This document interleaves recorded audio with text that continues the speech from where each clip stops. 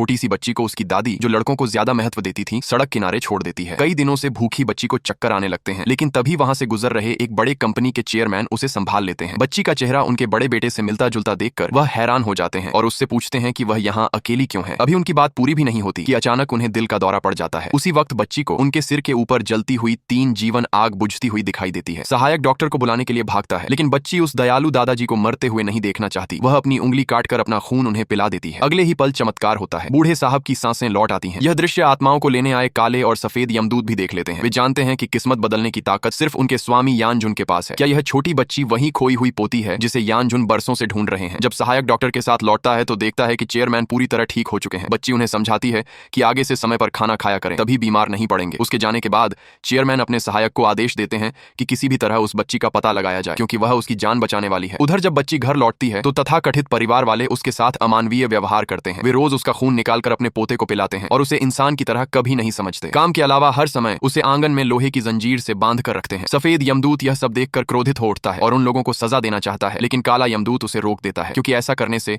उनके स्वामी और बच्ची पर मुसीबत आ सकती है। फिर भी वे चुप नहीं बैठते। वे फैसला करते हैं कि बच्ची को बचाने का एक ही रास्ता है, उसके असली पिता, जो एक बड़े बिजनेस टाइकून है, तक उसे पहुंचाना। उसी रात वे पिता के सपने में जाकर बच्ची की झलक दिखाते हैं। उधर उस बड़े घर में पिता अचानक सपना देखते हैं कि एक छोटी बच्ची उन्हें पुकार रही है, पापा मुझे ढूंढ लो। नींद खुलते ही वह अपनी 5 साल से लापता पत्नी की तस्वीर देखते हैं और याद करते हैं कि उसने कहा था, अगर हमारी बेटी हुई तो उसका नाम सुई सुई रखेंगे, ताकि वह हमेशा सुरक्षित रहे। सफेद यमदूत बच्ची को सच्चाई बताता है कि उसके पिता एक बड़े समूह के सीईओ हैं। अगर वह उन्हें ढूंढ लेगी तो उसे फिर कभी भूखा नहीं रहना पड़ेगा। अगली सुबह बच्ची हिम्मत करके कंपनी पहुंचती है और रिसेप्शन पर कहती है